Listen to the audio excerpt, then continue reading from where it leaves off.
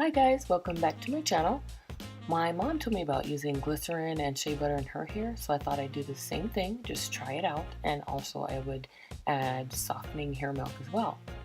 Just a little bit about glycerin. It is a natural humectant, which just means that it helps your skin to attract moisture from the air and stay hydrated. This quality also makes it very beneficial for dry, brittle hair and also naturally curly hair. Now, the best thing about glycerin is that it moisturizes your hair without making it oily. So this is perfect for me just to try it out and to give myself a break from using oils. Just keep in mind that the climate, if it is very hot and humid, I'm thinking Alabama, Mississippi, Louisiana, Florida, or even some places in Canada.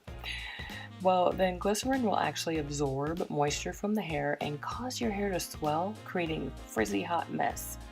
So just be careful when you choose to use glycerin.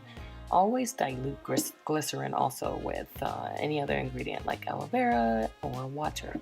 And when you do this, it creates a great conditioner for your hair.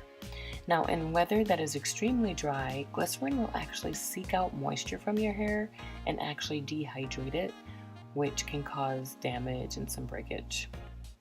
So the best time of year to use glycerin, and make sure it's diluted with other ingredients, would be in spring or fall, or just basically cooler months, or just when the humidity is low. And this will give your hair a break from oils and at the same time provide the moisture that's needed for follicle growth.